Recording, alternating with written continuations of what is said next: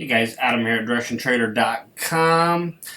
I was going to wait towards the end of the day, but things have gotten a little bit quiet, to say the least, not just recently, the entire stinking day. So, this is about 2:15 here Central Standard Time. I know it's quite a bit of time here still left in the trading, but I'm going to go ahead and make the recap, guys. I haven't traded once yet this afternoon. I was extremely quiet in the trading room this morning, so I'm going to go ahead and just make my video here. So on the right here, we're going to have a daily chart, and then on the left is going to be our 1600 tick anchor chart. Let's just talk about what we see here. Well, this here's crude. So this here is crude that we're looking at. Crude's still in that down push. We had a nice little pop back up here late last week to end with a flurry to the downside on Friday. And going into today, we were trying to establish, was this simply a pullback in the next wave back up to the highs? Or had this thing tested resistance? As you see here, tested resistance.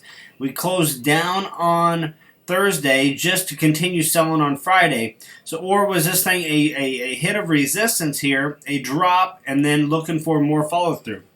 Well, in my opinion here, after today's price action, now you obviously know markets do what they're going to do, but this leads me to believe that we could see a break lower tomorrow. Let me explain. The bottom line is we came off of resistance very nicely, sold off, and we were not able to get any type of pullback and any bounce at all today. So I would have at least anticipated this thing bouncing up and testing the halfway point of Friday, but it did not happen. We basically just had a sideways consolidation here on crude oil.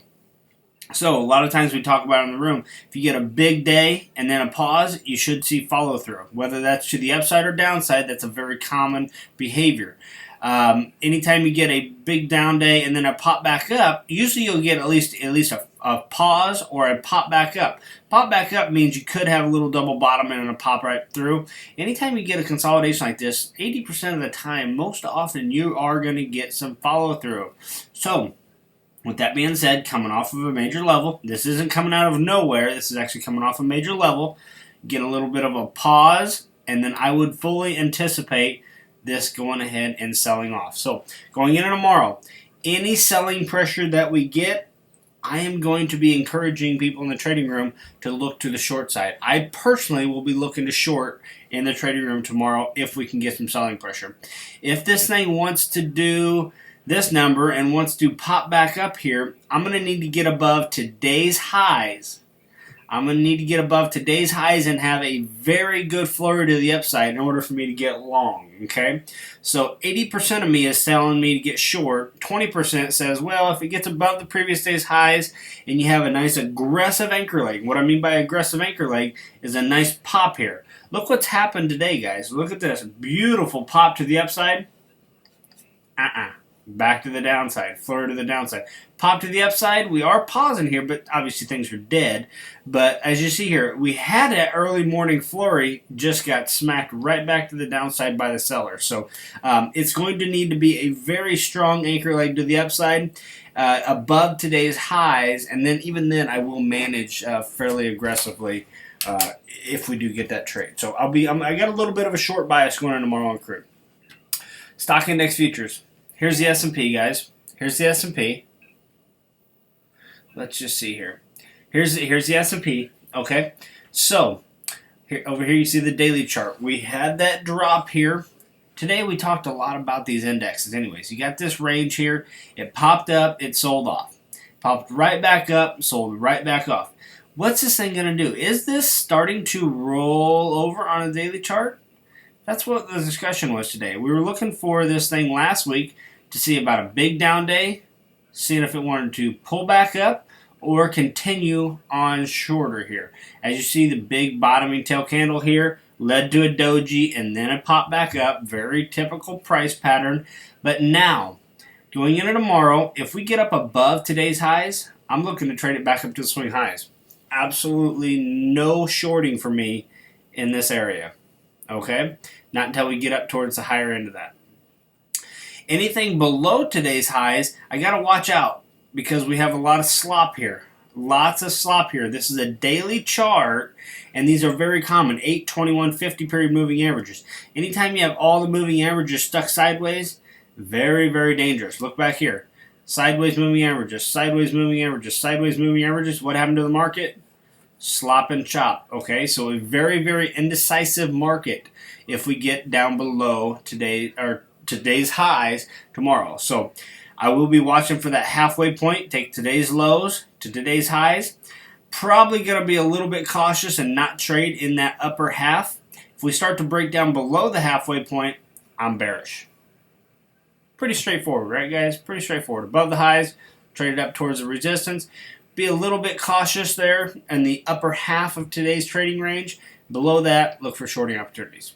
Pretty straightforward there for the S&Ps. The Russell, much of the same, but we have this swing high over here to the left. We were looking at this previous swing high here. We actually popped above it. We wanted to trade above the darn thing, but it was such light volume that it was almost not even fun, untradeable. So going into the rest of the day, guys, I'm going to watch so closely to see if we can get a sell-off here. We opened up here like plus 1700 and so on and so forth on the advanced decline down here, maybe even plus 1800.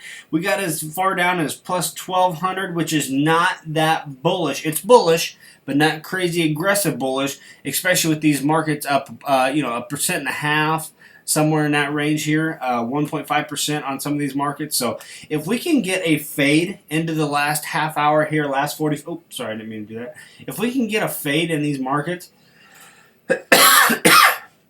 over the next 45 minutes, I would be very interested in looking short tomorrow. Sorry about that, guys.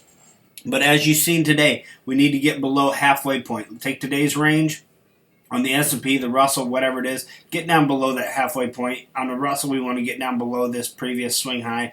Get below that before I look for any shorts. S&P is probably going to provide a little bit better opportunity. I do want to show you the Dow here because the Dow was crazy early on, got quiet.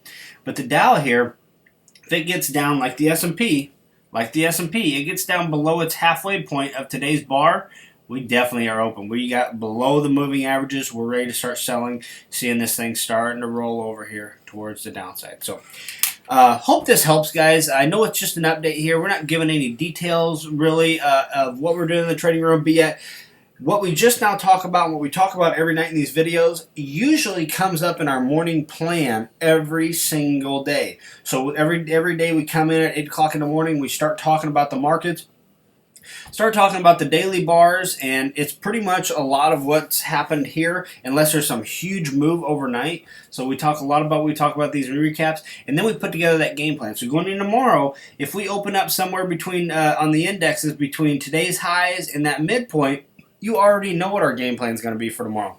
And then we'll tweak it a little bit to, make sure that we're, have the right mindset and right price levels. But other than that, these recaps here, guys, having an idea of where the market is and mentally preparing yourself for tomorrow, today, going into tomorrow, is a very good habit to develop here. So you have an overall idea of what the markets are doing, where the momentum is, and how to go ahead and put together that game plan for the day. So that's it, guys. Hope you enjoyed these videos. Hope you enjoyed this. It was a terribly slow day in the markets, but still, we might be setting up for something big here in the trading room. As long as we don't get these huge moves up here pre-market, we don't want, anytime you get a huge move pre-market, that means that the trading session is probably going to be pretty quiet here. So we want to see a nice quiet pre-market, maybe a little bit of boost there right before the market opens, and then we can get a lot of volatility while we're in our trading session. So that's it for me today, guys. Hope you enjoyed this recap. I'm going to watch and see if we can get a fade into the close. If we do, I'll be more likely to look for shorts tomorrow, but you guys do have my levels that I'm looking for. So that's it. If you need me, get a hold of me, Adam at directiontrader.com. If not, thanks for watching, guys, and I'll see you in tomorrow's recap.